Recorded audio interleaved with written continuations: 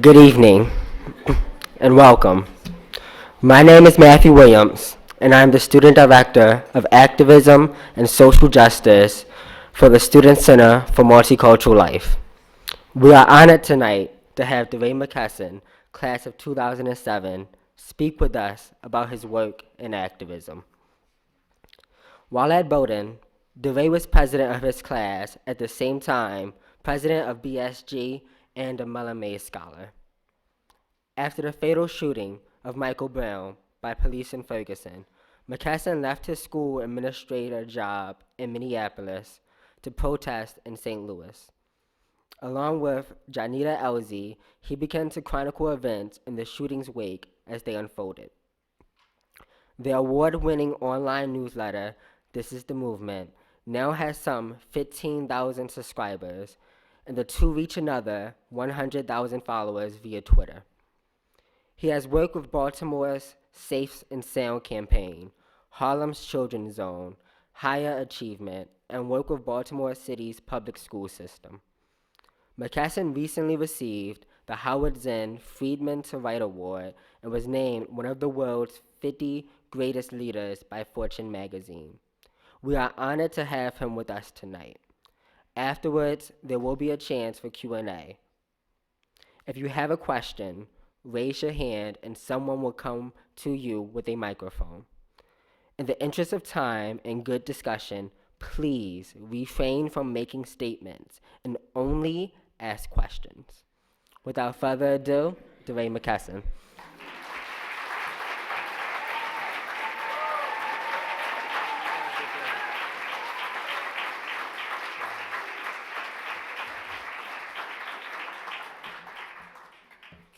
So I'll just start by saying I'm humbled to be here. This is like a homecoming of sorts, to see so many faces that were so important to me as a student at the college. There are too many to shout out, but I remember Randy's first day as an employee here at Bowdoin College. I remember we took Randy on a tour. We were like, you need to see Hartsville, you need to see all the apartments and a rundown. So it's crazy to, It is fun to be back. I love Barry. Barry is a close friend. I think the college would be a different place without him. And I'm sad that he will be leaving, but I know that this is time. So I'll say that and start there. You can turn on the thing. So I love Twitter. That's the opening. I tweeted out the agenda for today. So here's what we'll talk about. So I'll start with, so we're going to cover these things. The first two are sort of framing, and then the last five, C through G, are the lessons from Ferguson I'll talk about.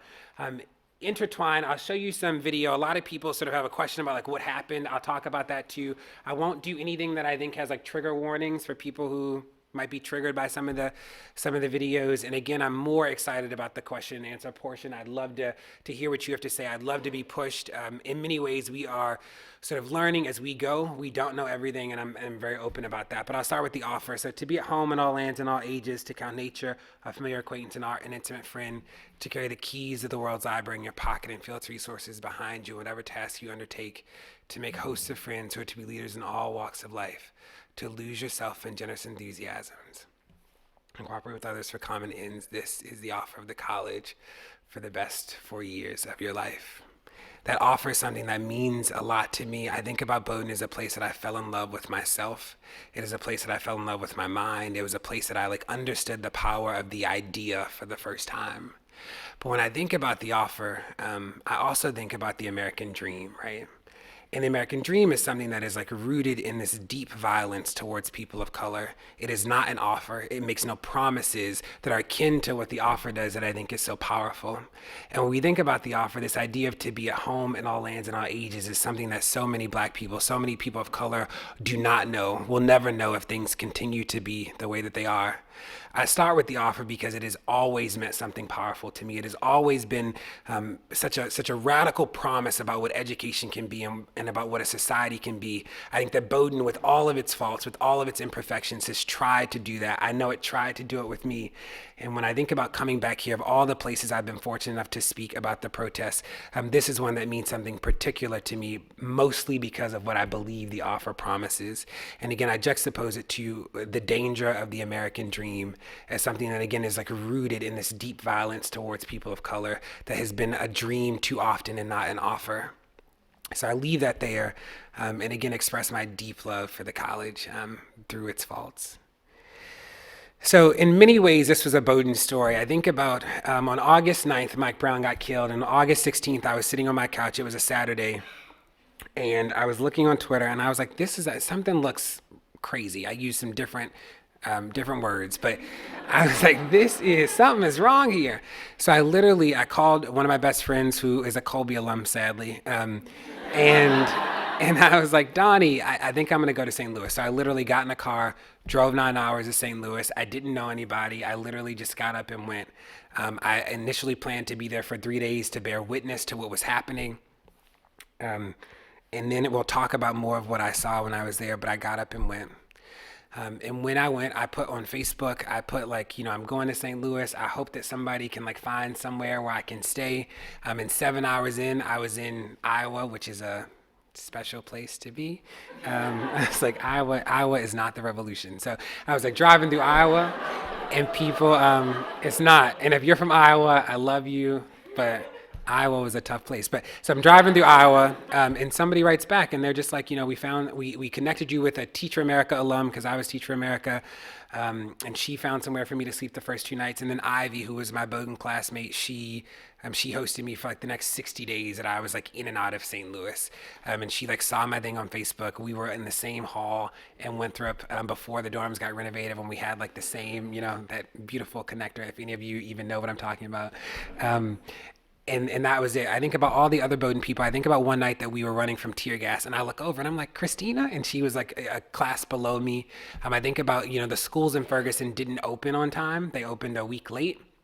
And Teacher America put on a school program for all school age kids to come. And I walk into the Ferguson library, and Ross Jacobs is there. I'm like, Ross, what are you doing here? And he's like, I drove up from Chicago.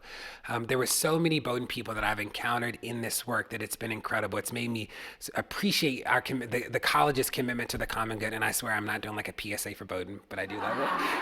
It made me appreciate this commitment to the common good, because a school so small, I didn't anticipate seeing Bowdoin alum in protest in St. Louis who weren't from St. Louis. I think about the craziest, and I don't know if she's here, but we shut down a casino one night, and people are coming out of the casino, and this girl stops me, and she's like, "Are you DeRay?" And I'm like, "Yeah." And she's like, "I go to Bowdoin." And I was like, "What?" How'd you get to the casino? I don't even know how you got here. But in many ways, this was a Bowdoin story that's been really powerful. I think about my own trajectory that led me here is that, like he said in introducing me, so I was a teacher. I taught 6th grade math in East New York, Brooklyn. I worked at the Harlem Children's Zone, which was really powerful. I went back to Baltimore. I opened up an academic enrichment center for middle grades. We served 5th through 8th grades. And then I transitioned to manage the way that we train and supported a third of all new teachers in Baltimore. And then I was a number 2 in human capital for Baltimore City Public Schools and Minneapolis Public Schools. And kids were what radicalized me. That was my fight. Every day I fought for kids. And then I went down to St. Louis, and there was this thing about, you got to be alive to learn, right? I could do all this incredible work trying to make sure that that kids have great teachers, but people like Mike Brown, he did everything right. He was about to go to college, and he was crossing the street to see his grandmother and got killed. Tamir Rice was 12 years old and never made it to 9th grade, never made it to 8th grade. And there was this thing for me about I'm choosing to fight differently now. I'm choosing to stand differently in the work because of what I saw. And I'll never forget when I went to Ferguson, the very first time I was there. And, we're on the street, and most of you have probably never been tear gassed, but tear gas is colorless. It like comes out of like they shoot tear gas out of canisters. And I remember being like, I'm pretty smart, right? So like when the tear gas comes, just don't go anywhere near the stream of gas. Like follow the stream of gas terrain. You like will be cool. That is like not how tear gas canisters work. So literally like out of a movie, they start shooting the tear gas, and like out of a movie, like one canister is like right here by my right foot, another's here by my left foot, and I'm just like screwed, right? Like I can't go. I was again different words, but I can't go backwards because the police actually didn't block off the street, and I can't go to the left because there's a gate right there. So there's this moment of like holy, and I like have to run through the tear gas. And tear gas can actually make I wear contacts, and tear gas can make the contacts sear to your eyes. So I remember when I ran through, I was like so nervous I was going to be blind that like when I wasn't blind I was just happy. I was like, oh my god, I'm like I can see. But there's this thing about like being tear gassed in America that was so foreign to me. It was this notion of like, this is actually not the America that I know. This is not the America that I'm in love with. It's not the America that I think is fair to people. And that was what made me make a different choice about being in the work. It was that moment that I was like, this cannot be real for people. And in terms of police brutality, I would have thought that like the police kill people in the same way that measles happens. It like happens sometimes, it's bad, we need to figure out how to eradicate it. And then slowly I came to understand that this was actually like systemic, this was endemic, this was an epidemic in so many ways. And I like became radicalized differently. I won't show you things from the beginning partly because Vine just takes forever to get back all the way to the beginning.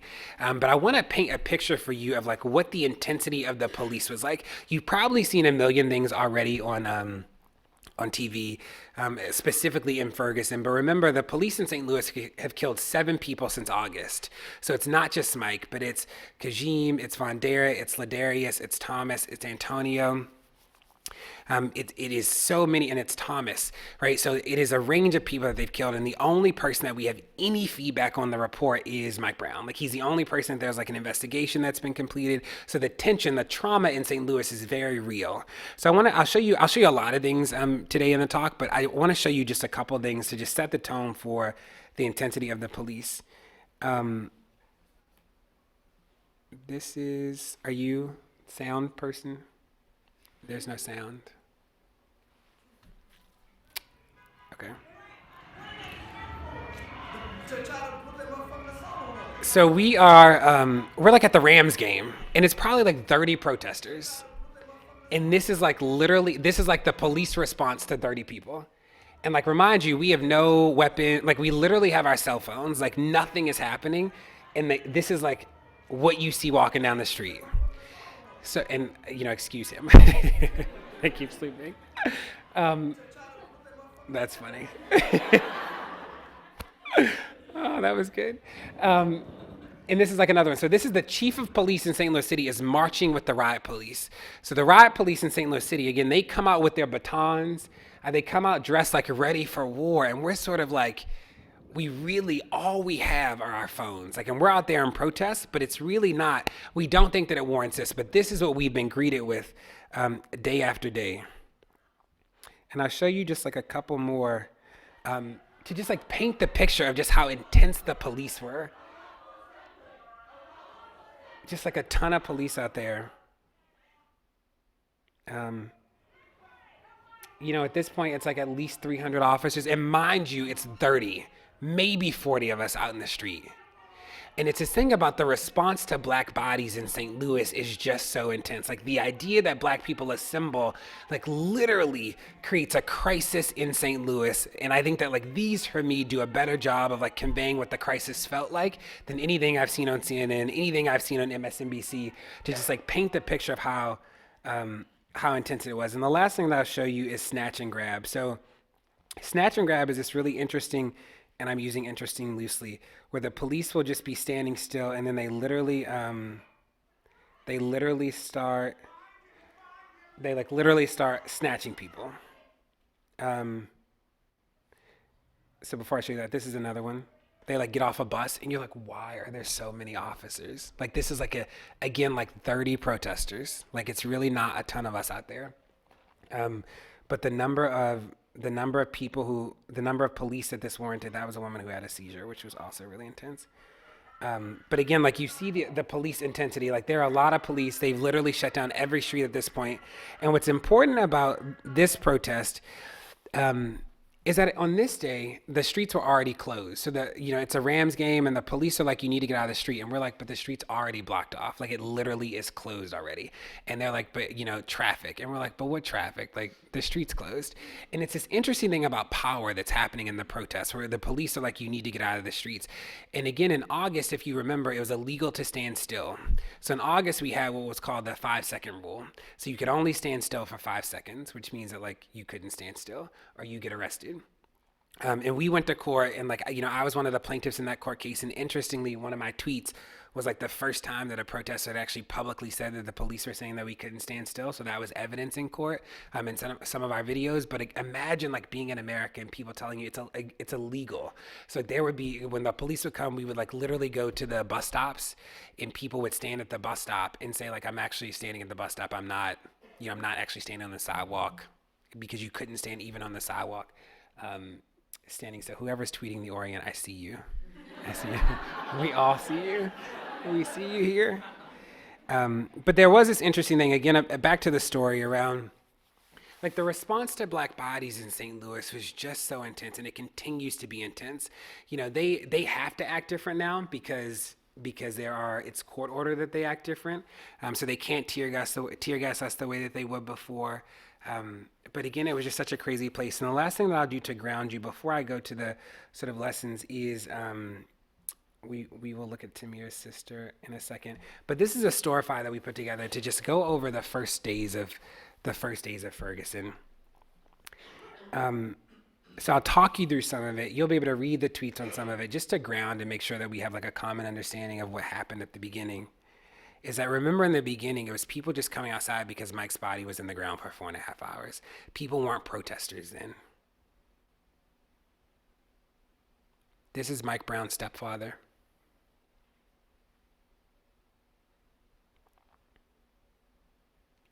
This is Mike Brown's mother.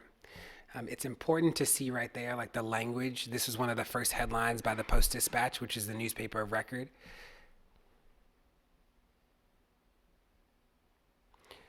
This was one of the first times that people pushed back on the police narrative, or on the press narrative. Again, it's like when black people assemble in pain, it becomes a mob, right? Which is coded language that is racially coded and means something. And this is Antonio pushing back on that.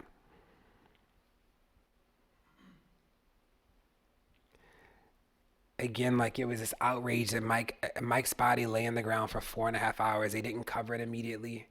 Canfield is like a side street. It's like a really random. It would be like, imagine somebody being killed and left in the street in front of Stowe Inn. That's like the street that Canfield sort of is, like a little tighter than Stowe Inn, but sort of like you have to choose to go down the street. You aren't just like going down the street to go down the street. This one where somebody poses Mike's name for the first time, we've seen this play out in all the protests following, where we learn the person's name and it becomes the way that we talk about them. There was somebody who was killed recently, like as of yesterday, and we didn't know the name, so we started talking about the story, and then we learned the name. This is an important tweet. It was one of the first times that we saw a major newspaper change their headline based on the response of protesters. So it wasn't a great change, right? We went from mob to angry, which is still a problem, but it was better than mob.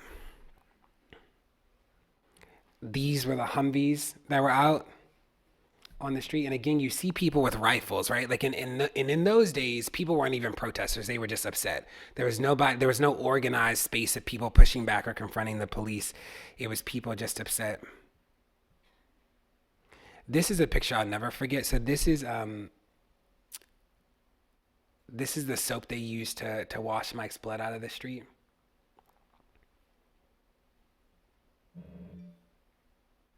My Twitter is really happening. This was before there was a memorial. Now there's like a lot of stuff there, but there were roses just in the beginning. This is Mike. This is like a historical juxtaposition. Again, the dogs went away after the first 5 days, but there were dogs in the beginning. This is the budding memorial.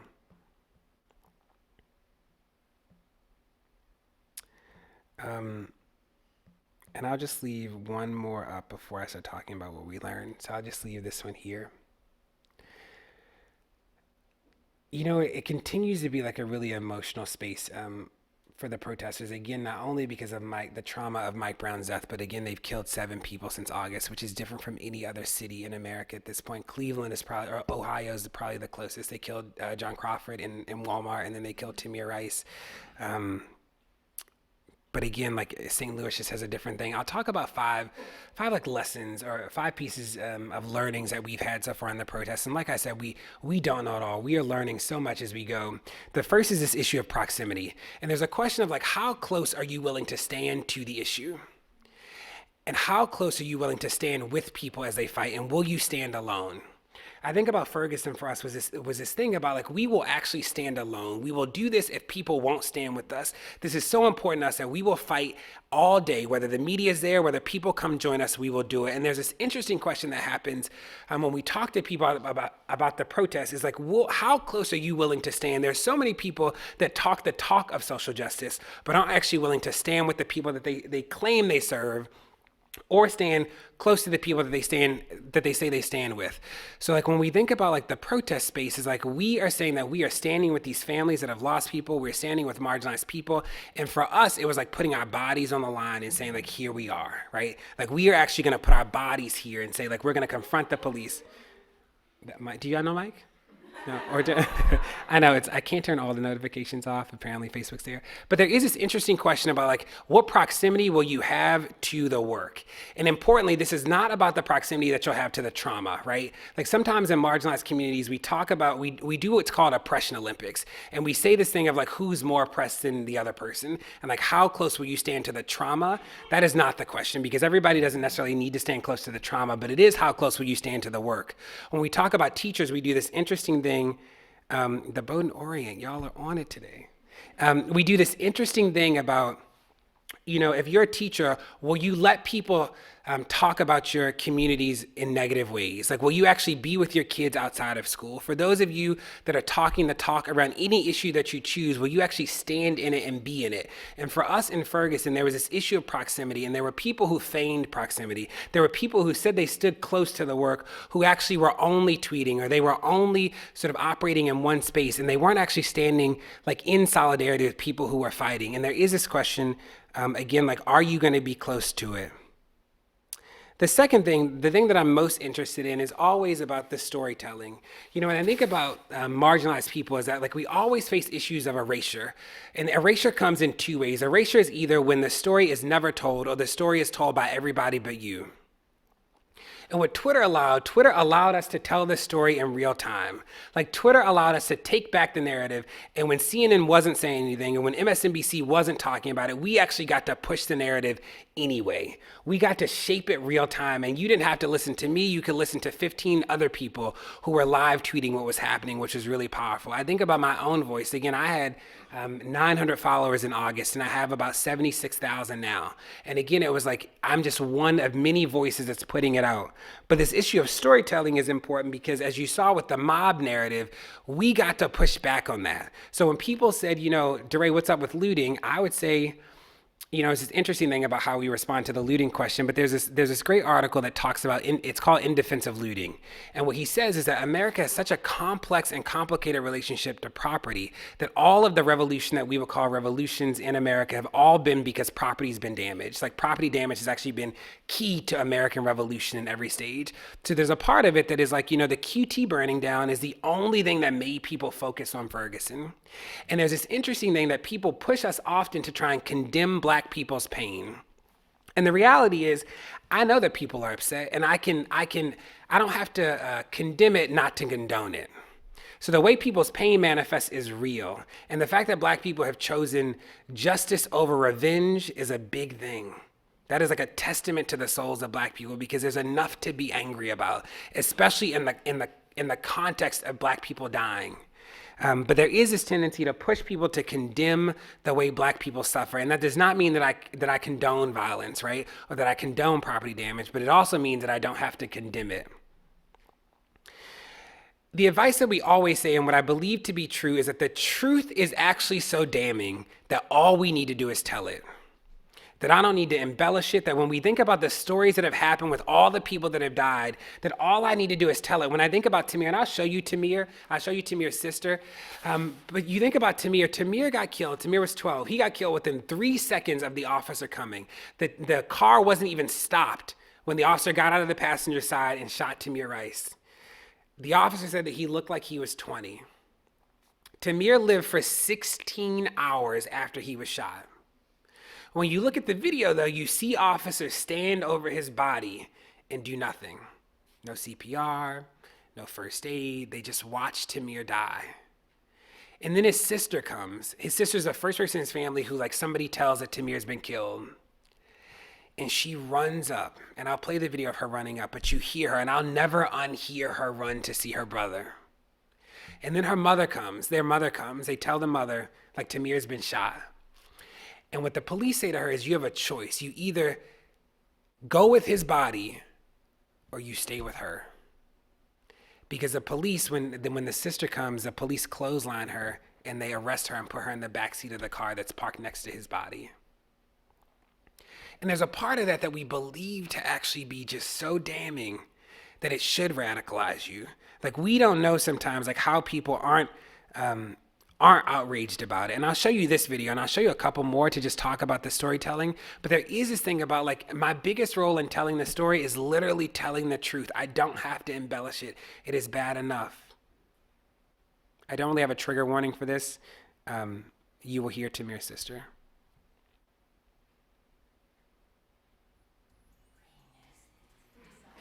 Or this.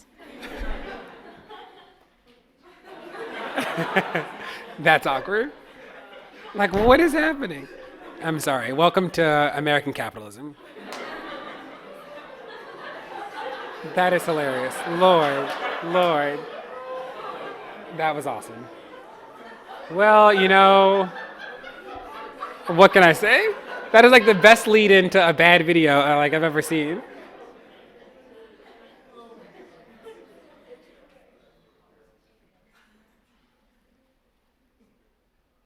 Are you kidding? Oh, here we go. Can you turn it up? It's a low video.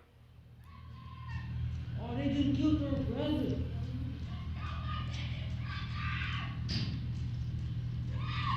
He alive? He cool?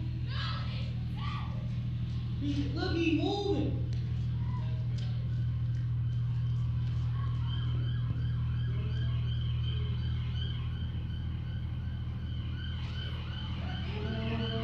They just shot this little.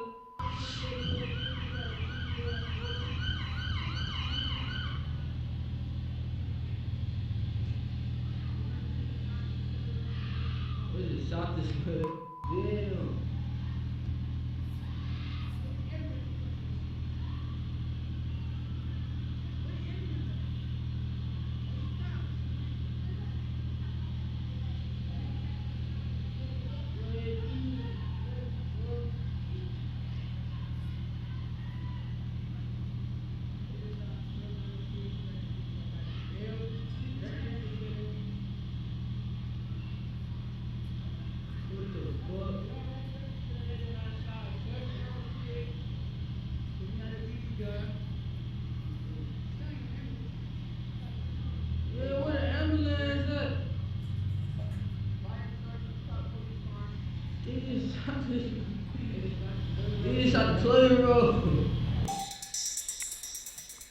And what's interesting about that, besides the awful lead-in, is In February, as moviegoers were still flocking to see it. Ooh, that was intense. Okay, so you see the like at that point, Tamir's on the ground. Like by the time she notices, and the police are literally standing there, right? Like people are not. There's like no CPR given to him. There's nothing, and the ambulance comes like a little bit later, but by then he's really damaged and he doesn't recover in the next 16 hours.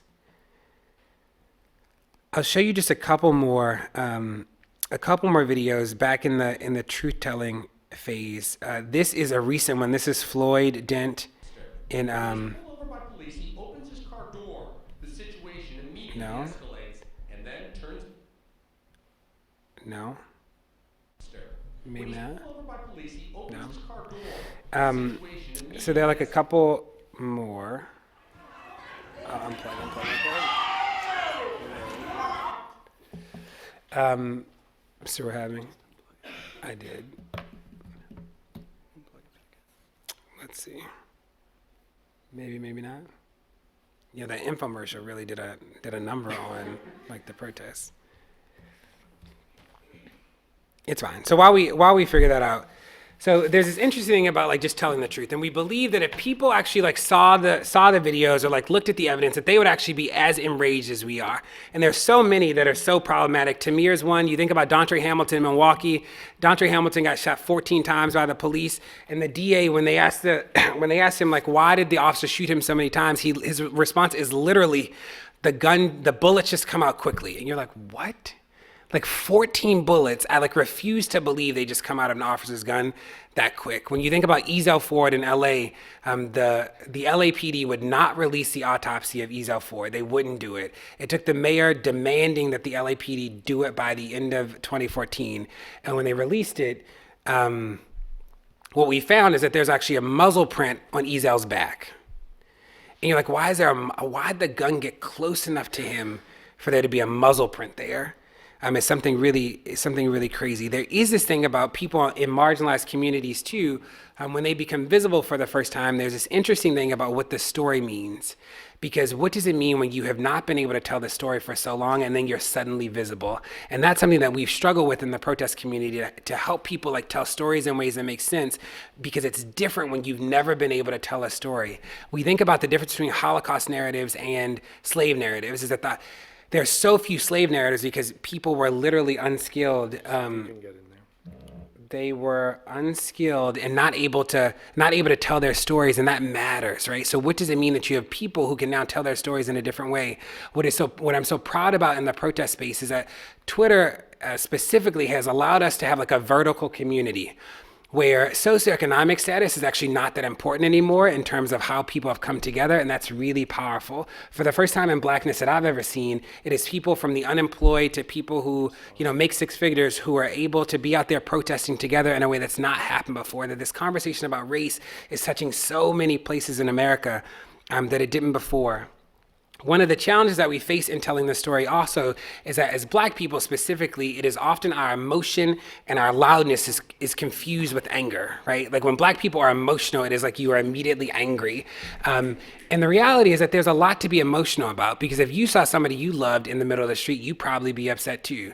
You'd probably be emotional too. And the reality is that there's so much trauma in Blackness right now, and there has been so much trauma that we've had to like process that in many ways. And it's not always anger, but it is emotion, and that's important. One of the things that I was talking about with some students that I spoke to earlier is this idea that like what happens in marginalized communities is that we are not allowed to be complex, that the stereotype of Blackness is always one thing, that we always have to be one emotion, that we always have to be one type. And in protest, I think that we've actually been able to disrupt that notion and start to push on a more complex identity in Blackness. Some people call that intersectionality, some people call it some other things, but there is this thing that happens in marginalized spaces that because white is normal, white is automatically complex. There's a complexity in whiteness that we take to be standard, and that is not a complexity that we actually extend to people of color, and we need to. And that is a part of the story. That is a part of the story that we've been telling on Twitter. That's a part of the story that we believe to be really important in terms of shaping the narrative. I'd push you to think about people like Martise Johnson and the role that storytelling can play. So Martise was a student at UVA who was beaten by the alcohol police there. What was really powerful about that in terms of helping to get that message out is Martise probably got hurt at like 1 o'clock in the morning. And I was at the dentist's office around like 11 o'clock. And I'm in the parking lot and I get these tweets from people being like, DeRay, I need you to look at this. So I look at it, and it's the first email that went out about Martise Johnson. And the email is like explaining what happened to Martise. And I just didn't know if it was real. So I didn't retweet it, but I did find one of the students at UVA who was talking about it, and I tweeted her and I said, here's my phone number, call me. So I get on the phone with her and I'm like, can you just tell me this happened? Like, can you vouch that somebody named Martise Johnson actually got hurt? She was like, DeRay, it really happened. So I get off the phone with her. I call the UVA president's office and I say, can you tell me what happened to Martish Johnson? Is there a statement from the president about Martish Johnson? President's office at UVA is like, we don't know what you're talking about. They transfer me to communications. Communications is then like, we don't know what you're talking about. So I'm like, cool. I get on our group chat. I tell Netta, I'm like, Netta, something happened at UVA. This kid got beat up. Here's a picture. She tweets it out. 1,600 people retweet it to call the president's office at UVA. We start flooding their lines. I start retweeting everything I can find about Martish Johnson, and quickly it becomes, that is funny. And quickly it becomes like a story, right? Like we help give visibility and bring visibility to this story. In no time, CNN is calling me. USA Today is calling me, and it's like, I actually have no quote about it. I'm not the story. The story is UVA, but we're in a place now where we actually can like push mainstream media to cover things in ways that they've not covered it before. I think about another story with the Baltimore Sun. The Baltimore Sun published a story that said the headline was "Inmate Dies in Cell Full of Steam." I'm like, okay, I have one question. How'd the steam get there? It's the only thing I want to know. So I look at the story, and the story talks about a lot of stuff, but no steam. So I'm like, I don't get it. So immediately I'm tweeting the Baltimore Sun being like, I don't get it. Like I'm tweeting the reporter being like, it doesn't make sense to me. I'm DMing another reporter who works for the Baltimore Sun. And like through our collective pressure in 2 days, the Baltimore Sun puts out a story that explains, I'm sorry. you can try that phone. In 2 days, the Baltimore Sun puts out a story that explicitly addresses the steam, and like that stuff is really important. Came right up. Okay. So I don't know if it's your phone, We- your other phone, or what, but We've never had that happen before, where like we get to push the narrative in a way that's really powerful. I'll show you these 2 videos again just to ground it for you a little bit. Clearly I'm biased. The police are out of control, so just bear with me there.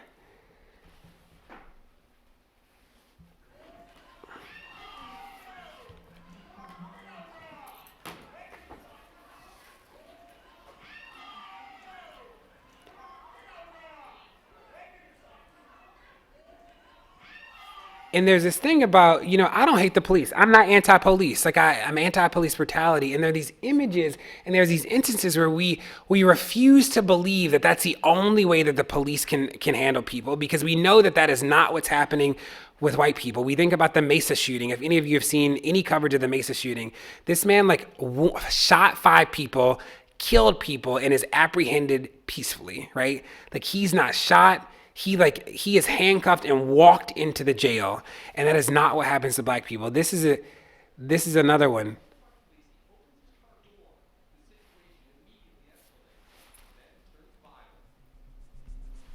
According to police reports and court testimony, Inkster police officer Melendez puts Dent in a chokehold and then delivers 16 blows to his head. A second officer, Zielinski, struggles to handcuff Dent. A third officer, Kritzers, runs up and tasers Dent 3 times, twice in the stomach, once in the leg. Several Michigan... And there's this thing about I just refuse to believe that that's the only way that the police can police in America. And the hard thing about Floyd Dent, the hard thing about this thing that happened in Oakland is that we know that this is actually not just happenstance. We know that this is happening in places all across America. And that is why we protest. I need to take that one off of this computer. The other thing that I'll say about this story is that we need to be creative about how we tell stories in blackness. I think about trap music. Raise your hand if you know what trap music is. And look at that, everybody. Fetty Wap, yes, Fetty Wap, trap queen, yes, trap queen. So trap music, for those of you, the trap is poverty, and poverty stricken with drugs. And trap music, for those of you who know, that people like T.I. was like a trap artist. And there's this interesting, somebody was upset with me on Twitter the other day, and they said, DeRay, you need to denounce rap music, right? You need to denounce that music. And there's this thing about, if you are really upset about trap music, then let's get rid of the trap, right? Let's decriminalize drugs, support a higher wage. If you want to get rid of trap music, let's talk about what's making the trap real, because music is really people expressing the condition that they live in. And this is a part of how we tell this story, how we push back on these narratives that actually demean black people and don't actually get to the root of white supremacy and racism that is actually making people act in certain ways. And that does not mean that people are not accountable. This was the push that I got at dinner. It was this thing about DeRay, well, what does that mean about trap artists who are who are recycling these narratives about misogyny and patriarchy and glorifying drugs. And my only push is like people are doing that because they feel like they have no other choice. Like, what do you do when you can't get a job? What do you do when you're underskilled because a school system has failed you for so long? And this has been intentional and endemic, and it's not happening again to white people. I'll do this thing where I ask you about like what generation reader you are. So I was talking to Bomani Jones, who is a sportscaster. If any of you know Bomani, what's great about Bomani is that he definitely sounds like he sounds on the radio on the phone, like 100%. He's like, DeRay, how are you? You're like, hey, Bomani. Which is fun. But so I'm a third generation reader, right? I'm in the third generation of people in my family who can comprehend text. I'd love to know for you, raise your hand if you are a third generation reader. Raise your hand if you are a second generation reader. Raise your hand if you're a first generation reader. Raise your hand if you're a fourth generation reader. Or fifth and above. Okay. And I ask that because that's a different way to think about intergenerational trauma and literacy. Like, what does it mean that there are a group of people who are like second generation readers? That like changes your relationship to literacy, that changes the way that we tell the story of trauma. When we think about the trauma of oppression, we often think about it in terms like police brutality. We think about it in terms of this visceral, like life-taking mechanism. But so much of the trauma is compounded. It is things like literacy. It is things like, what does it mean to grow up in communities where where reading is literally a new thing, where people who can actually read, that is like a skill that has recently been acquired in your home. I think about my great-grandmother. I now, as an adult, appreciate how intense she was about signing her name. I never got it before, but it was the only thing she could write. And I get that now. And that means something to the way that people raise people. And I bring that up in terms of like, how do we tell this story differently? That generation narrative is actually how we tell the story of voting. When people push on us and they're like, black people don't vote, we say that the biggest predictor of voting is voting. And people just got the right to vote, right? Like the right to vote is not like an old thing in blackness. It is a relatively new thing. And if people are serious about voting, we want them to talk about the whole story. We want them to talk about early voting. We want them to talk about gerrymandering. We want them to talk about voter ID, right? Like you don't get to pick and choose what parts of the story happen. But so often we let people tell these half narratives of oppressed people, and that's not fair. So for people who are more upset about like how oppression manifests than the conditions that created the oppression, like you just don't get the work. And the story is really important. I say often that, the well-told story is at the root of all revolution, that really what we fight about is the idea. We are fighting the idea of white supremacy. The idea of white supremacy is what has been codified in laws. It is what has become a culture. When we think about Band-Aids don't look like me, right? That means something. That is this idea of whiteness is normalized in culture. So when we think about people reifying these images of black families that are really dangerous, it is not that black people don't love each other. It is like, think about the images of blackness that kids grow up seeing. That is intentional. That is like manifesting and working in the society in an important way, in a dangerous way. The stories we tell matter, and if anything, the protests have made me see that in a deep way. That we have to be more conscious about how we tell our stories. For people of color, you have to like be okay living in the complexity of your blackness and like expanding in it and like telling that story of the intersections with which you live. And for everybody, we have to push back on these narratives that are really dangerous to people. The next thing I'll talk about is simple, and it's redefining the win. When we critique the civil rights movement, what we often say is that the win was just too narrowly defined, right? That people thought about the win being desegregation and people thought about the win being the Voting Rights Act. And what we know is that getting the two of those things didn't actually free everybody, right? Like people are not more free necessarily at this moment. And in the protest community, what we've tried to be intentional about is making people know that the win will be a series of things. It will not just be one thing. It'll be a series of things. And we want people to be able to experience success without experiencing fatigue. So, and we also don't confuse the good and the necessary with justice. So those 6 resignations in Ferguson, so like the Chief Jackson resigned, the town manager, those people resigned, those are the good and the necessary. Those are not justice. Justice is either never experiencing the trauma at all, or it's accountability for people who perpetuate or initiate the trauma, and we've actually not had that yet. So when the chief of police is let go and given a year's worth of severance, that is no accountability for him. That's like an early retirement. So when Darren Wilson gets to resign, that is like, no, that is not justice. And though we know things are happening that are good and necessary, like the reports and commissions, we are not fooled that they are justice, and that's important. But we've been trying to be in this space, and we haven't yet figured it fully. It's like, how do we redefine the win so people never experience it as one thing? We know that we will not undo 400 years of oppression in 200 days, right? That is an unrealistic expectation on this movement.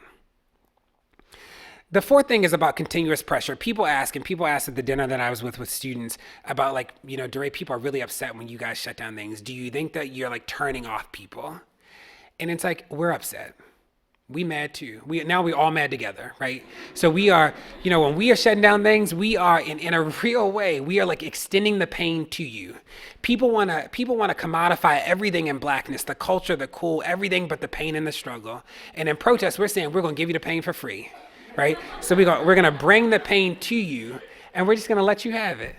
And that is real. We believe that. And we believe that in this confrontation, we actually create space to do the work. That when the physical protest end, we actually have lost the pressure that we need to do the work. We believe that victories without this continuous pressure will only be rolled back. And what is amazing about Ferguson and all the other communities that are protesting is you actually don't know when the protests are going to come. You have no clue. There's not one leader. You can't just silence one person. There's so many people applying the pressure, and that is the power in this space. So no, I'm not worried that there's not one leader. I'm not worried that the protests are sort of sporadic and happening, because I know that the DOJ report is a great example of something we never asked for. We didn't ask for the DOJ to come in and do the work that they did, but they did it because we were in the streets. And we believe that that's important. We believe that this wave of pressure that's happening across the country will actually lead to change and will lead to these conversations about race that are really important and haven't happened in a long time. It is this thing about sharing the crisis with people, that like there are so many people who can choose never to experience the pain of marginalization. And we're going to extend that crisis to you just a little bit. So if you're mad about being stuck in traffic, I'm mad about Tamir's body. And I can sit in that, and I can be okay with your upsetness, right? I can be okay with you being really mad that we shut down and you didn't go to work on time, because you know what? Tamir didn't go to 8th grade ever. And that is real. And there's so many people who will go home to memorials and not celebrations. And there are too many of those people. So we are extending the pain to people, because so many people can choose for this to be their issue. And there's so many of us who can't choose, right? Like, I don't get to choose. I don't want to protest. Protest is not something I do because it's cool or it's fun or it's amazing. I do it because I must, right? We protest not to affirm the worth of our lives. We know that our lives are worthy. We protest to expose the depth of the evil we face. Like, that is what protest is about. It's about this visceral confrontation. And we believe that protest is always confrontation. Protest is always disruption, but it is not always physical. There are many ways to protest in this space and disrupt, but it is rooted in this physical protest. And when we lose the physical protest, we actually lose the pressure for change. The fifth thing is the thing I actually don't tweet about that much, because my mentions are in shambles. Always in shambles if I talk about two things. If I criticize President Obama, people lose it. And then when I talk about what it means to be an ally, people also get really lost. So the last sort of big thing I'll talk about is allyship. And it's like a tough topic, because people say often that they are allies in the work, and you don't actually get to choose to be an ally. Like, you are invited into the space to ally with people. And that's like an important thing. That like there are many people, and this is like not only a statement to white people, but it's people who say they stand in solidarity with any marginalized group of people, that you actually need to be invited into this space. Like, you don't get to just like insert yourself into the space and make claim to a title. That is actually what people with privilege do. So like when white people do it, that is a manifestation of white privilege for you to enter a space of marginalized people and claim a title of ally. The second thing I'll say about allyship is that presence is not enough. It's not enough for you to just physically be at the protest and be like, I'm here. Like what are you putting on the line for the work? What I say to white people all the time is that you have incredible privilege that I will never have in this current context. Like the privilege of your whiteness is powerful. You will be able to have conversations about race in places that will never invite me. People will say things about race that they will never say in front of me. And that matters. And you can use your privilege to disrupt. Like you can use your privilege to push back on these really dangerous narratives. You can use your privilege and your power to correct narratives, to like help people see the work differently. And like you must. If you say you stand in solidarity, that is an important part of the work. And the last thing I'll say about allies is something that often, I was talking to a Bowdoin alum about this because my plane got canceled and I had to get a cab and all this stuff. And we met up in the airport and we came here. And what I was saying to Will is this idea that like, if you are a white ally and you are committed to this work, then you also understand that your power will be less if we get to liberation. That there's no way that we can get to equity and you still maintain the same privilege you have today, right? You can't. So to stand in this work in solidarity means that you understand on the front end that you will have less power because everybody will be more equal if we win.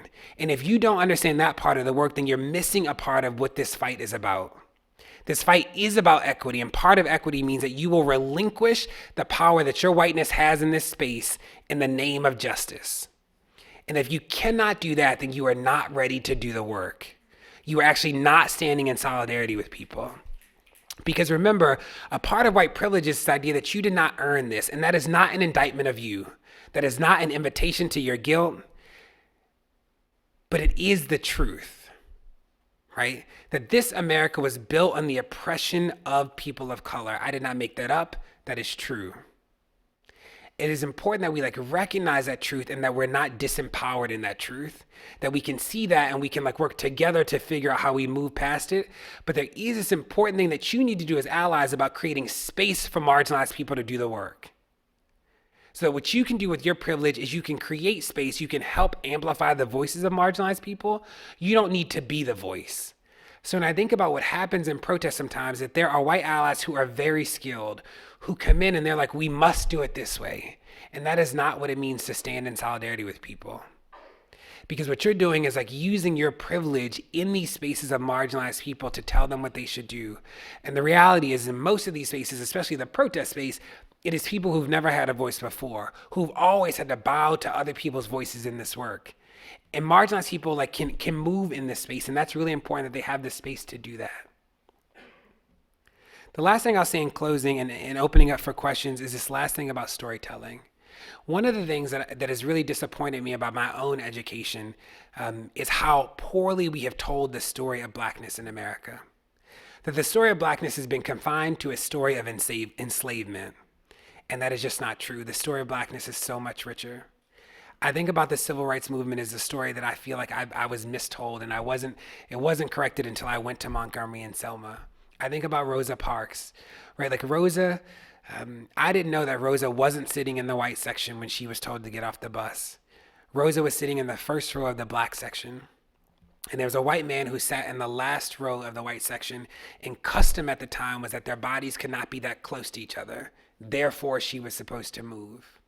And she said no. But that changes the story for me. I also didn't know that when they fought the court case, when they fought it in court, they did not appeal to the moral argument at all. It was never a comment about this is racist. It was a commentary about this is actually dangerous. And I was like, that's interesting. And I was like, what's so dangerous? And what was happening in Montgomery is that black people had to get in the front of the bus, they had to pay, and then they had to get off the bus and walk to the back of the bus, out from outside. So the bus drivers would start pulling off, and it created dangerous conditions for everybody. And that is the argument that they used to win.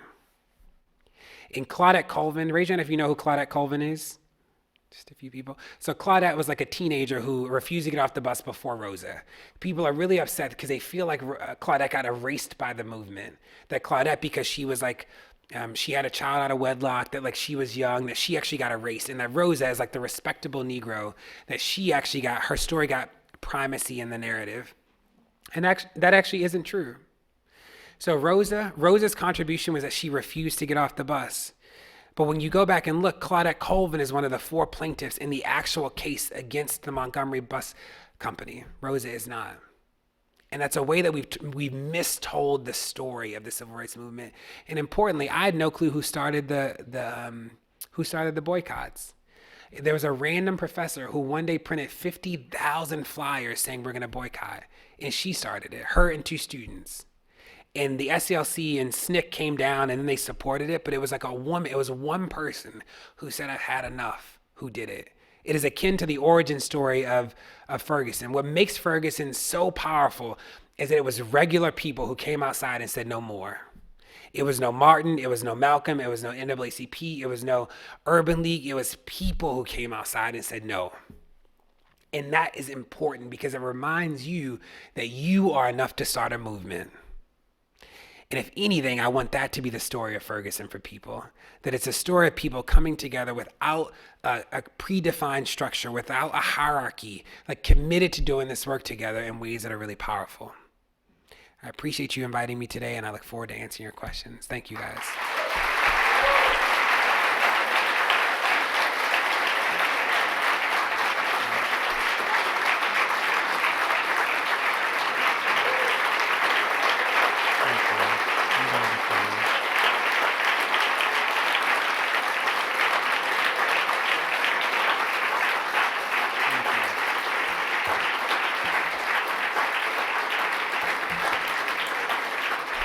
Thank you, guys. Mike LePage, who wrote on my Facebook, is here. He's in the back. Raise your hand. Hey, Mike. I can totally answer any questions. I know you. Yes. He's from Baltimore.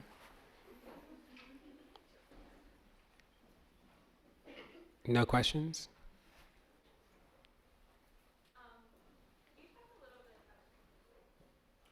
Hi. Would you mind maybe talking a little bit about the tactics that are used in Ferguson for protests, besides maybe marches, though, if you want to talk about that, that would be cool too. Yeah, so there's a host of tactics. Again, I do privilege the physical protest, right? I think there's something really powerful about shutting things down and extending the crisis to people. Right now, I would say that the protests are in the space of like community building. So when I think about August, we didn't know each other. We knew each other's hearts. There are people who I put my life on the line with whose names I don't know, and that mattered, right? And now we're at this point where we're like learning each other's stories. We're learning each other's names. There are people who I like love dearly and I've trusted with my life, and I can't tell you anybody's name and their family, nothing. And like we are slowly starting to build community like that. And that is like a tactic of resistance, right? Like creating a new political space is resistance. There's also a lot of political organizing that's happening. So around the alderman elections in the city, there's some stuff happening with the Ferguson City Council that's really important. There's like books and breakfast. There's programmatic stuff that's happening that is like a tactic. But I do think in Ferguson, again, the trauma is so real in St. Louis because the police have killed 7 people, averaging one a month since August, which makes it a little different. There are a group of people who are more on the Malcolm side of the sort of armed resistance that is not actually happening yet in Ferguson, but the conversation is happening around that. And I would say that that's budding at the very best, if that is sort of one of the questions. And I bring that up only because I was in the Malcolm X class earlier today.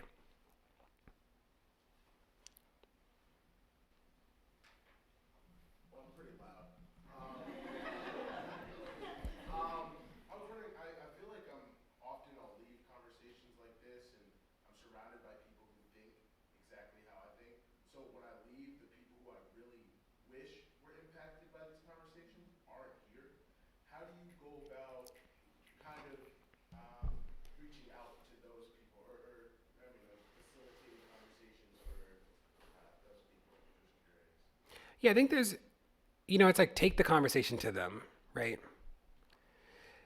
So the interesting thing is that we're all implicated in the race work. That nobody's really winning in a world of oppression. That there are people who are more privileged for sure, but like you're still in a place where there are marginalized people who are like impacting the way you live, even white people, right? It's why white flight happens, right? Because they like don't want to live around marginalized people. I think that like part of protest is also like pushing these conversations that are really hard and sticking with them. I think that we misread protest sometimes as always being this like really aggressive confrontation. And sometimes it can be like, hey, can we talk about this, right? Like, it can be like an invitation to talk about things. I think about, I was telling some students, me and Isaiah Washington is, let me think about what I'm going to say about Isaiah. Isaiah Washington was formerly on Grey's Anatomy before he was let go for his comments, right? So he reached out to me on Twitter the other day, and we've been going back and forth for a couple of days. And he said some things that I really agree with and I think are like really dangerous and problematic about blackness, is like the nicest way I can say that to him. I say that about him. And at the beginning, I could have been really dismissive, like, you are crazy, right? Like that, like what you said is actually really crazy. But instead it was this thing about like, hey, Isaiah, do you really think that like if you stop calling yourself black, that will weaken white supremacy? Because that is what he said.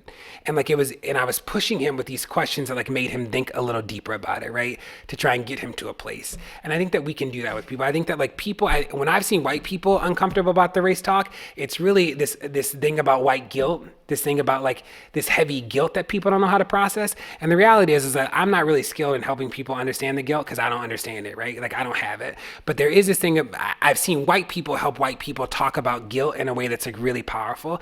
And when I think about white supremacy, I'm not implicating individual people. I'm implicating a system, right? I'm not upset with you as a person, unless you're being racist.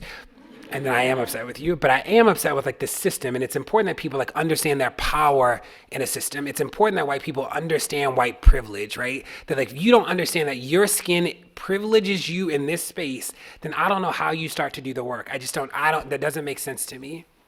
But I do think it's this idea about we have to slowly bring the conversations to people, and the people who are in rooms like this, who like get the work, like the burden becomes yours to the people you love. Like if you love social justice work and you love those people, you have to push that work. So first off, hi. We used to I know work you. together. I know him like in real life. My question is, can you talk about like any legislative or like written petition things that you've tried to push to get change? And then if you haven't done any of that, would you say that it's more the ideology of how like the government and like police see Black people in America that's the issue that you're fighting? Good question. So I think the issue is like fought on three fronts, right? I think it's this idea of like policy, politics, and culture. So when you think about policy, it's like the subtle ways that we like codify our behaviors. When we think about politics, it is about the people that we choose to represent us. And then we think about culture, which I'm fascinated by, because in Blackness, culture has always been political. Like it's always been like culture in Blackness has always been a conversation about power, either our desire for it, our distance from it, or our challenge with it. So I'm always interested in like what the cultural space of resistance looks like. It's why I get frustrated sometimes with people like Common, why I worry about Kendrick's comments, Kendrick Lamar.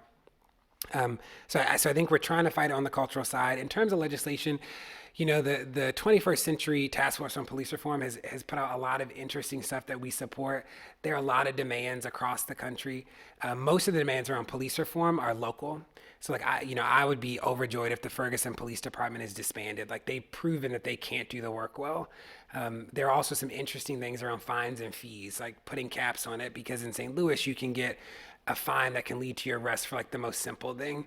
You know, in the county of St. Louis, there are like 60 municipalities. So you'll drive like a mile and you will have crossed 3 municipalities that all have like 3 different speed limits. It's like the craziest. I mean, I've never driven the speed limit that much in my entire life than when I'm in St. Louis. I'm like, and it's so real though, because imagine if you're a town that has like 5 police officers.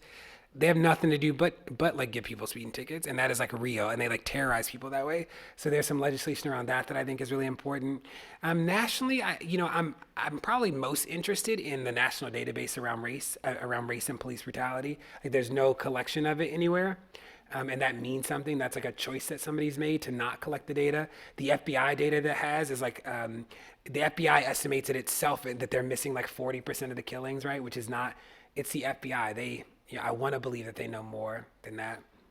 So I'm interested in that, but there are a lot of local demands. And if you go to thedemands.org, we've like mapped them all out across the country so that you can see like community by community what people are pushing for.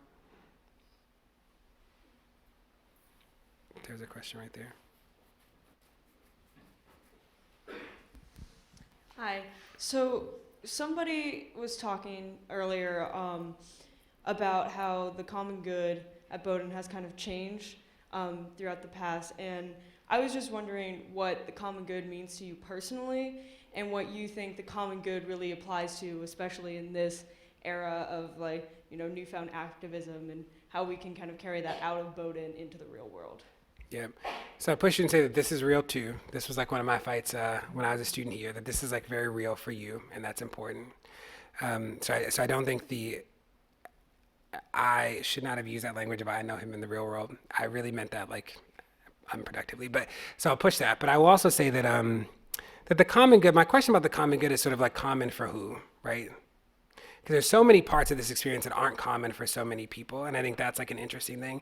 I think about the common good as being like a commitment to working in solidarity on issues that you don't necessarily have to, but benefit more people than you.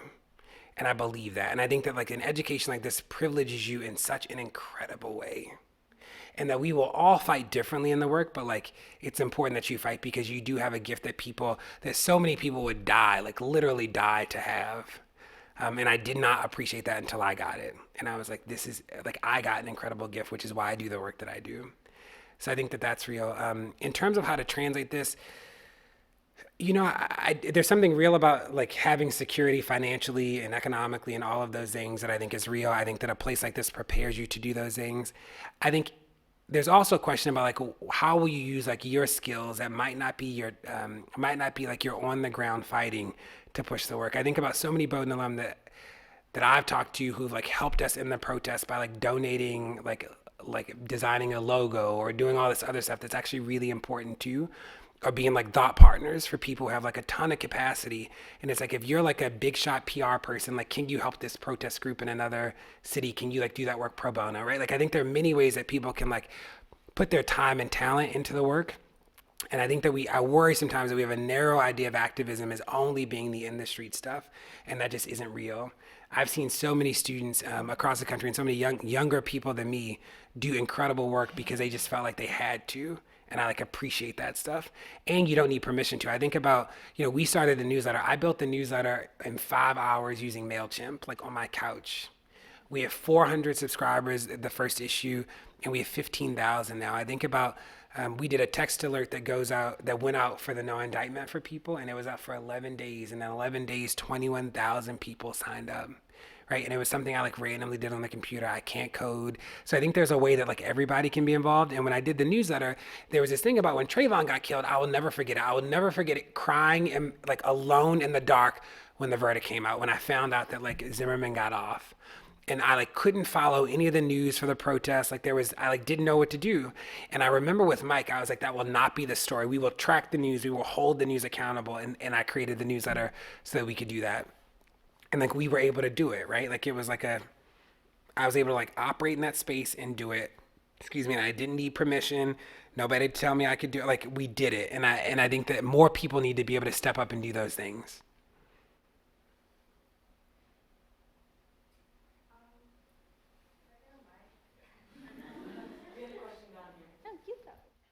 Oh, I'm sorry. I guess I have one. Yeah. I guess glasses. following the events in Ferguson, this community got an email from the president. I believe it was titled "Race and Class in America," and Ferguson in the email is referred to as an event. I guess I was a bit taken aback by some of the impartial institutional language that can occasionally be used, and I was wondering if you've encountered some similar awkward language from other academic institutions or other leaders in this country, and just wondering how you see that moving forward in the future and how that language may be changed. You know, I see Scott Hood over there, the director of communications, and Barry. Tisk tisk. You know, I think that, you know, what I'll say is, I love you both.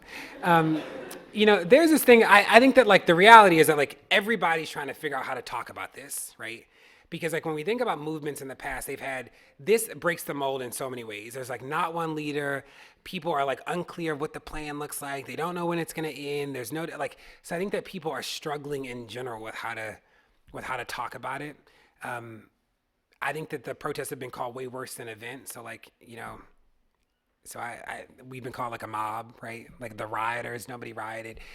So those sort of things I think are like really problematic, but I do think that we're all trying to figure out how to talk about this space that has continued. So people ask all the time, like, are people still protesting? Yes, right? They might not be always in the street, but they are still out there. One of the really hard consequences of social media is that there are certain people now that people look to tell the story. And if those people are not there tweeting about it, then it just doesn't get visibility. And that's a bad thing. That is like not something that we like, but that happens. And I worry about that. So people don't always see that the protests are continuing in a way that like helps people realize that it's not an event, that this is actually like a prolonged sort of movement. But I do think when people think about using the movement language, the only thing that like our generation can harken back to is the civil rights movement. And that just feels so much more grand than this current moment. Does that make sense? So I do think that people are like struggling in general. I think the media is, that's why the media is now calling it Black Lives Matter. And they're like doing verbal backflips to try and figure out how to talk about the fact that we're still strong 230 plus days in. I think about there are some academic places that I really struggle with, right? Like UVA, it is a problem to me that the governor of Virginia released a statement about Martise Johnson before the president of UVA. That is crazy. Like what made me so mad for Martise Johnson is that I could not imagine Bowdoin doing that to a student, right? I kept calling the president's office because I'm like, she has to acknowledge this kid that got beat up. That is like crazy to me that there's like no statement, nothing about Martise came out officially from the president's office until the governor of, that is like wild. Like that makes me more upset at academic institutions than things like that. Does that make sense? Like I would be like really hurt if like a student got hurt here and Barry didn't say something before the governor of Maine, who's crazy, right? Right, and the governor of Maine is crazy. Yeah. You had a question?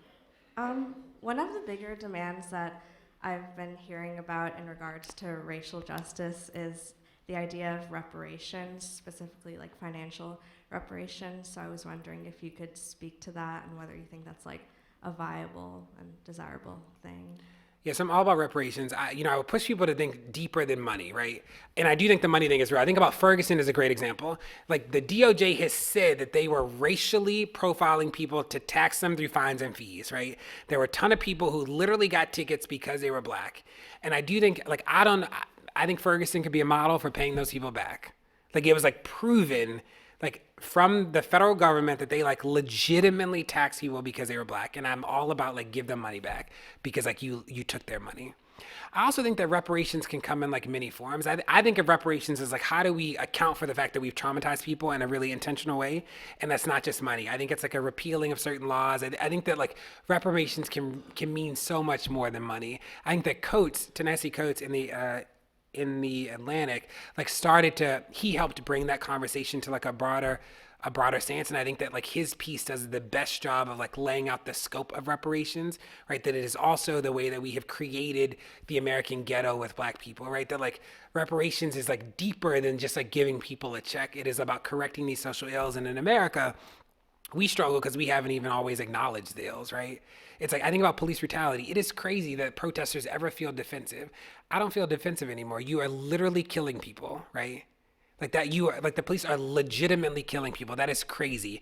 And not being held accountable for it, that is happening. And there is something about like, how do we recognize that trauma and actually deal with it? And like, we're not. So the NRA is not releasing any statements about armed black people. But when Clive Bundy was down there hanging out on the ranch, it was like freedom in the Second Amendment, right? Like, and that stuff matters. But I'm all about reparations. Sign me up. I mean, I didn't mean like that. I'm like way too comfortable. I'm like, sign me up. Okay. Hi. First, I just wanted to say thank you because I find you very inspiring. But I was wondering what keeps you motivated? Like, what keeps you positive? Like, how do you not get so bogged down by so many things that you see on the daily? Because I know that like the things that we do on campus sometimes, it's small compared to what you do, and yet sometimes we still get so upset that there isn't any recognition, I guess. So I was just wondering what you would think about that. It's a good question. I think that hope is like a belief that our tomorrows can be better than our todays, right? And like we plan from a place of hope. Like without hope, we can't do the work. And there also is this thing about love, right? That anger doesn't sustain a movement for 200 days. Love does. And there's like this love of justice, this love of blackness, and this love of like people who are like wanting to fight. That like keeps me going. I think about, I fight for Tamir's sister.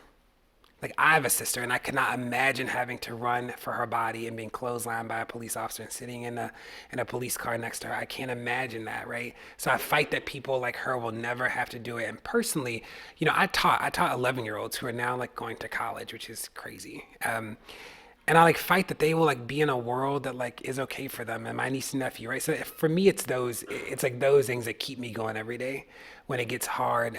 And the community of protesters is just so strong. It's like a beautiful sort of place to be, and hearing all these people who've not had voice before like get voice is empowering. Like, I feel like I'm a part of a community that is new, that is being born for the first time. And to people who experience fatigue, it's real, right? Like, we get tired. Yesterday was a really hard day. It was like some more people got killed. Some protester people were acting crazy. I mean, it was just like a lot going on. And it was just one of the first times that I like had to sort of get off Twitter for a little bit. Yesterday was also this day where like I couldn't win on Twitter. Anything I said was like a problem. I'm like, great day. People are like, not a great day. You're like, okay, this is just, y'all like going crazy. And there are these moments where we have to like engage in self-care. And I can tell you that I'm not like very good at it. I think about one of the dangerous things about the protests for me personally and for the people I'm closest to is that we are unafraid. I think I'm somebody who, I have 76,000 followers. I've blocked 11,000 people on Twitter. I get death threats. Like, people legitimately are like organizing to hurt me, and that is real, right? And there's this thing that I like also can't be afraid anymore. Like, I gave up being afraid for my life a long time ago, which does not mean that I want to die. I don't want to be a martyr. We have enough martyrs. Martyrs are the reason that we're out in the streets. But there is this thing about like, I'm willing to live in an America where my blackness equals death, right? And I like had to give up that fear to be able to do the work, to be able to do the work well. And I worry about that some days. I worry about what that means to the way that we've accepted that trauma will be a part of our lives. I mean, I don't think that that's always healthy, and it's something that like I'm trying to process. But I don't give up the fight again, because I know that I'm fighting for people that like will live beyond me, right? I want people to grow up in a world that is not this, that doesn't look like this, that like lets Tamir Rice get to 8th grade, because I believe that matters. And the reality is I can't walk away from it even if I want to. So like, I got a gun pulled on me by a police officer in Baltimore way before August 9th. And he like stopped me for a traffic stop. He came to my car way amped. He was like on 10, gun drawn. He's calling me everything but a child of God. And I'm saying to him, and I'm really calm because I need to I used to run this program and somebody left an IEP out on the table. So I'm trying not to get this principal mad at me. So this officer's like the least of my concerns. And he's at my window, and I'm saying to him in a calm voice, I'm saying like, it's okay. It's okay. It's really okay. It's okay. I say that for probably like 2 minutes. It's okay. And then he like lowers the gun, and he's like completely calm, and I'm like, it's okay.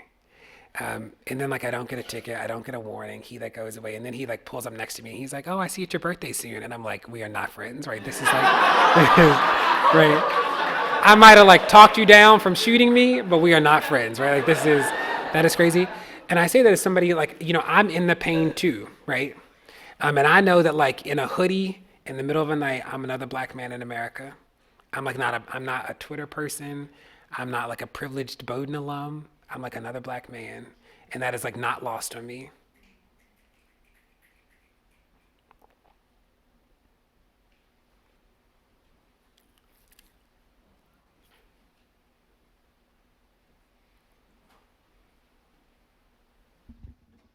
This is about like social media activism. What do you think made you and Netta sort of like blow up on Twitter?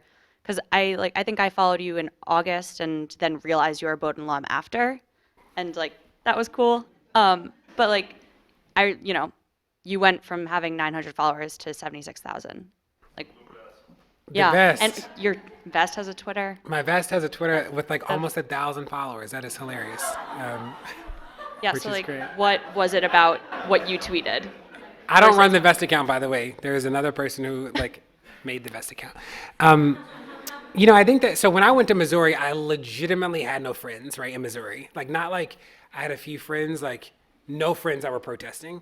So part of it was like I was tweeting all the time as like a way to just make sense of what was happening, right? So I think I was like a consistent narrative for people, and like I was literally tweeting everything I saw, and I was trying to tweet like the good parts of the story too, because people didn't see. I'll never forget, there was this woman who brought out her grill every day and like grilled for the protesters, like, and it'd be like tons of people coming in, and like she was making hot dogs, hamburgers, like, and there was like a cleanup crew, like 3 o'clock in the morning, people would like clean up every night. I would always take pictures of couples, right? And then we would call them like love and protest, right? Because it'd be these, I mean, like tear gas is coming and these people are holding hands and you're like, what are y'all doing? And it was this, like, it was these moments that like you weren't seeing on TV, right? On TV, you only saw the pain and anger, but you didn't see like the beautiful joy that was emerging in this community, right? Like around community. And I was trying to tell that story. If anything, I'd like to believe that we also just told a really consistent narrative. I think that one of the interesting things about social media is that like we are helping to create language around what's happening, both for ourselves and for other people. I think about Twitter for me is like I'm literally processing what's happening. I just happen to be doing it in front of everybody else, right? So like in the same way that I'm struggling to, I remember the first time that I remember not understanding that like love didn't have to replace anger, that they actually could like coexist. And like I struggled through that on Twitter. Like I was tweeting like I'm really upset and I'm only angry and love can't move it today. And like through like writing about it, I like got to a point where I understood that thinking that I could only be one of the two emotions was actually like a byproduct of oppression. It was me internalizing this idea that I'm a monolithic emotional person, right? And I think that some of it has been us like being willing to be vulnerable and process like in front of other people that has been, I believe, resonant with people. If that makes sense. It is this other interesting thing is that people tweet us in everything. So like I think about there was a kid that got, he wasn't a kid. There was like a 19, 20-year-old person who got killed in New York by a retired police officer. And like the moment he got killed, somebody tweeted me and said, DeRay, add this to your list. I just saw somebody get killed by the police, right? First report of it, I retweet it. So the news media in New York is like flocking on this guy because he's like the first person who's told anybody before 911 got called, like he tweeted me randomly. So I do think that we become like a conduit in some ways. I think about the Martise. The girl who tweeted me about Martise didn't even follow me. She just like, and there's a tweet where she says, DeRay wrote back to me before CNN did. That is like her tweet. And I do think that we've created this condition where like, we are able to, I'm always on my phone. I have 2 personal phones. Like we're always able to like respond to people quickly. And like, we speak to very different people. The way Netta tweets is very different than the way I tweet, but like collectively, I think we cover like a good ground,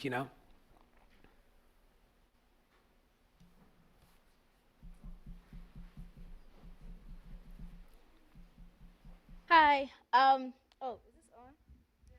Oh, hello. So I was wondering about like police training. And so like the schools that I come from or the schools in my neighborhood, there's a lot of police brutality in the schools, whether it's with school safety agents or actual police in the school. And it's a huge problem in my community. And there's always this talk about how the police should be trained to work with children in schools. And it really connects with how police are just trained in general to work in Black communities. And I wanted to know, how do you think the police should be trained, or what should be like the first step in their training? It's a good question. I have a complicated relationship to this because a part of me is like, you shouldn't have to be trained not to kill unarmed people, right? That actually, I'm like sort of I struggle with that a little bit. That aside, I do think there's like some interesting training around like implicit bias, like helping people understand that they do think about the color of bodies differently, right? Like I think that's important work to happen. I think that would probably be like the biggest thing. I've seen that like work start to happen in communities, but again, I struggle with this idea that like people need to go to special courses around like not killing Black people. Like that like seems so foreign to me, because we know that this is not happening in white communities, right? So I'm all about extra training for people. But again, I think about St. Louis where they said the officers got 5,000 hours of training leading up to the no indictment, and God only knows what they got trained on, right? Because like having experienced them, it's like I like legitimately don't know what they learned. Like I have no clue.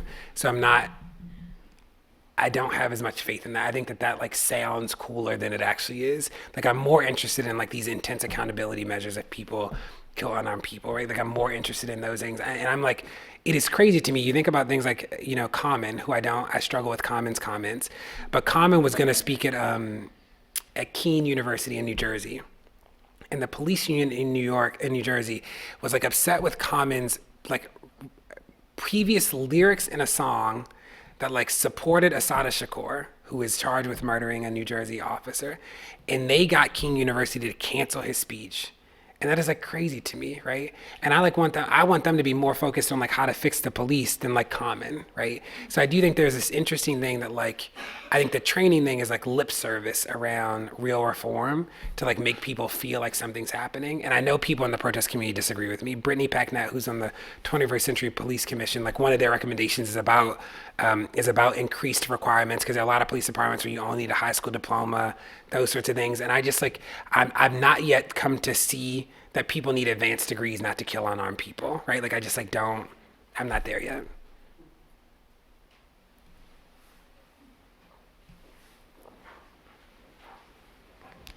I know it's been long. I appreciate you people who have to go. You're great too. So I have a question about education, and as someone who's been really in the classroom in administration, what can teachers do to teach their students to question norms and question biases in a time when schools ban students from talking about what's going on in their communities and textbooks tell such a strict white narrative of Black history? So what can teachers do to kind of inspire students to be better learners in a way? Teaching can do so much. I often say that Twitter and the classroom are the last two radical spaces in America, right? Like Twitter is really interesting because it allows you to like fight erasure, and the classroom is like the last place where we believe in the primacy of the idea.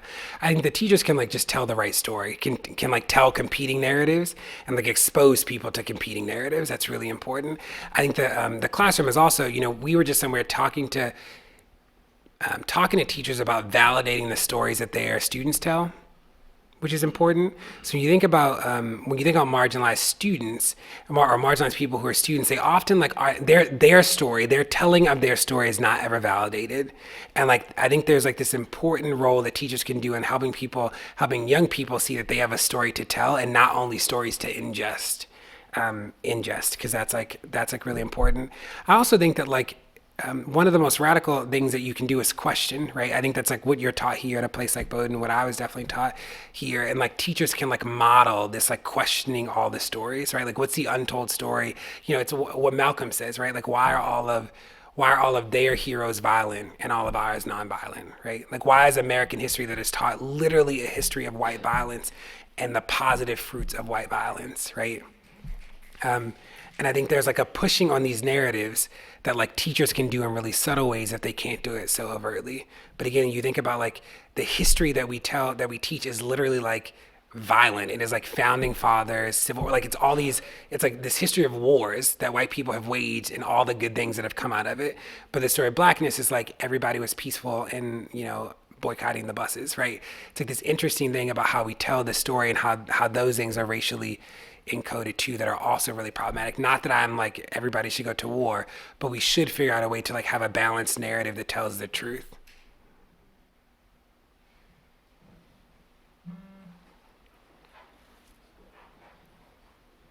Hey DeRay, it's nice to have you back. Over here. Hey Trish. I'm very happy to have you here. And I want to ask a real nitty-gritty question about money. I'm wondering how you guys, I know you left your job or took a leave of absence or what that is, and it's a pretty long haul now. It's gotten, I assume, beyond, you sleeping on people's couches and eating the hamburgers that volunteers are grilling. I'm wondering how you sustain this for a long time. What do you do for money and the people around you? How are they keeping body and soul together?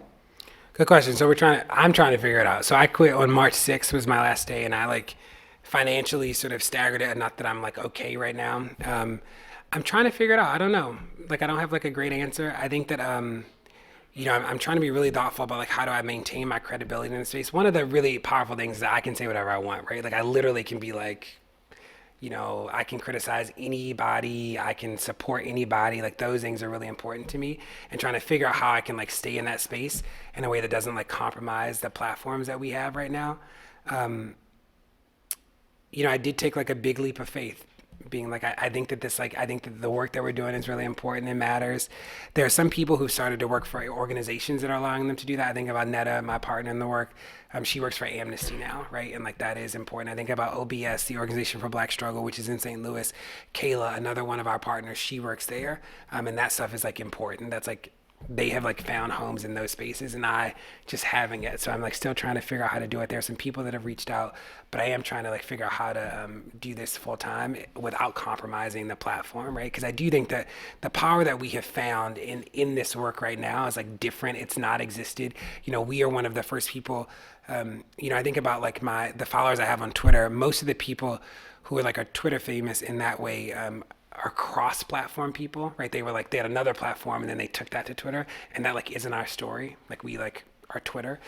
So trying to figure out like how I can not compromise that, because I think that part of it is like my integrity, that like I can push these messages because my integrity is real. Yeah, but I am sleeping on people's couches, sort of. Yes, and I'm okay with that. I've never heard allies talked about in the way that you talked about it, and you also talked about kind of what's happening at UVA and the president, and there was kind of something brought up about communication here at Bowdoin. So putting those things together, what advice would you have for administrators, for them being allies to their students of color, and how could students of color hold administration accountable for being allies? Yeah, so I think, you know, I was a two-term student body president, a three-term class president, and I was you know, I was always in conversation with the administration here. And one of the things that's always worried me about students at places like this is that it is already so good, right? So when you think about like how to make, some people are so comfortable that they never think about how to make it better because it's good. You're not like, you know, it's just good, and that's like a good thing. So I would push people to like, that was a bad sentence. I would push people to just like, to like imagine differently. Like to, you know, I think about when we were here, we were pushing on student government and like bringing people in Barry's administration before the student government so we could ask them tough questions or questions we thought were tough, or pushing things like that. But I worry that people like don't press hard enough, that people like don't sort of force these conversations in place like this, because it's already so comfortable, it's already so good, and you have a million other things that you could choose to focus on. So I don't necessarily have a lot of advice for them, because the reality is the administration can always outlast you, because you're going to be here in 4-year cycles.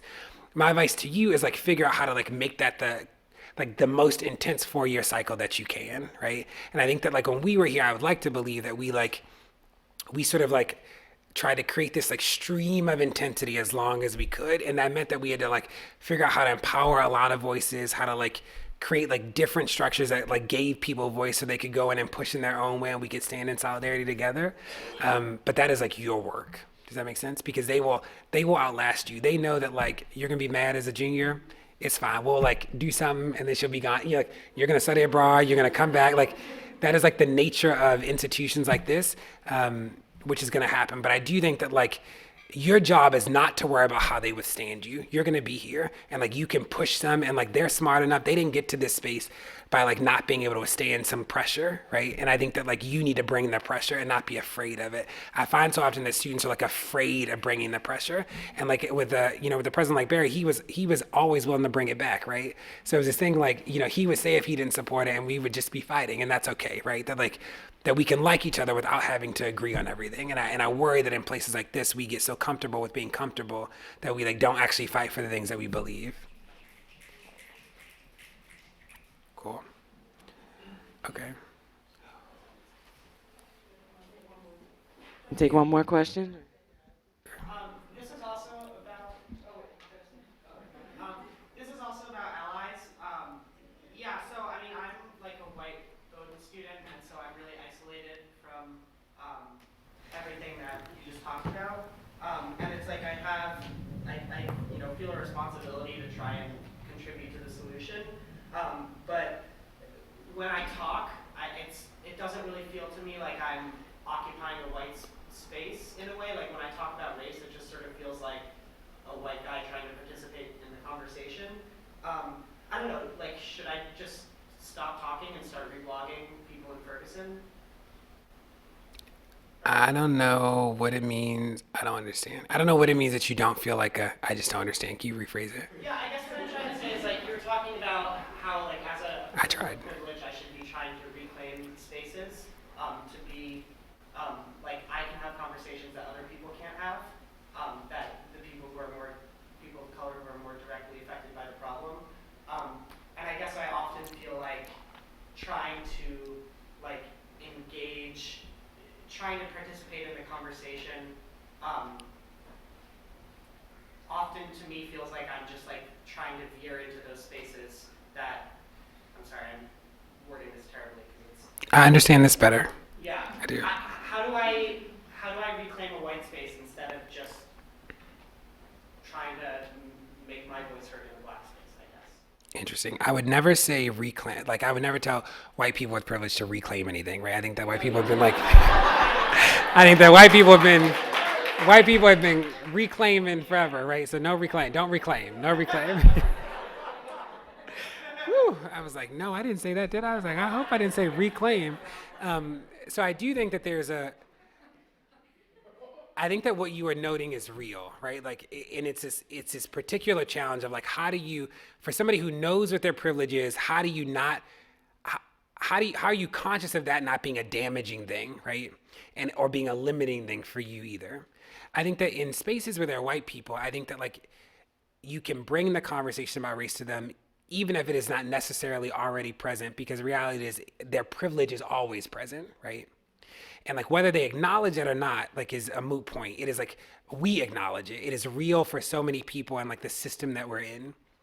I think that in terms of black spaces, it is amplifying voices. It's also like asking people like, what do you need, right? That is the whole idea that you're invited as an ally. So if you ever find yourself like going in being like, I'm here, I'm doing it, and you're like, well, who asked you to do it, right?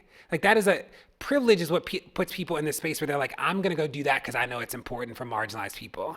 And it's like, that actually is not what it means to stand in solidarity. So I would push you to like, if you're in spaces of marginalized people, like ask, right? Like say like, what do you want my role to be? I think about St. Louis, when we sat in at the police department, we like occupied the city police department, which was like a fantastic thing. And it was 20 white people and like 4 people of color. Because like the request was like, we knew that if 20 black people walked into the police department, they would close it in like 10 seconds. White people walked in and then they just like let them keep coming, right? It was like, we were like 20 people got in there. So like when we got in, you know, I was the last person to get in the police department. By then it was like people were already occupying the space, right? And it was this thing that like we needed white allies to come in and do that because only they could do that, right? And like there have been some days, you know, early on there was like a call for white allies to come out to the protest space. And like it was like a ton of white people and like black people behind them. And it was like to show that the police are like completely different. I have a vine of it somewhere, but this elderly woman would not get out of the street. She was like 65 and like would not move. And the way the police arrested her, she was white. The officer like literally like grabs her arm and he's like, and by elderly, I did not mean, if you're 65, I love you too. Elderly was an endearing term. But yeah, so I think there are like different ways, but I would say like, again, like you can take the conversation to people, even if they don't understand their privilege, because this matters. And then I think that you need to be invited. Like you need to ask people what they need as an ally. I think that's really important. And you can always do the work on your whiteness, right? Like there are always ways that you can like understand and like learn more about race, because the reality is that your power as a white person is always manifesting itself in this world. And the more that you understand how that's actually functioning, the better you'll do with it. DeRay? I think you and I have had a number of awkward conversations over the years. You're so funny. And I think Barry would agree with that sentiment. I think it's maybe better for us to have those awkward conversations than not have the conversation at all. And I've just learned so much every time I've been in a conversation with you, and tonight is no exception. I just love what you had to say, and I'm just going to continue to have the awkward conversations, because every time I do, I know I learned something. And I only know this much about what my white privilege is, but I've learned most of that from you, and I thank you for that. Thanks, Mike.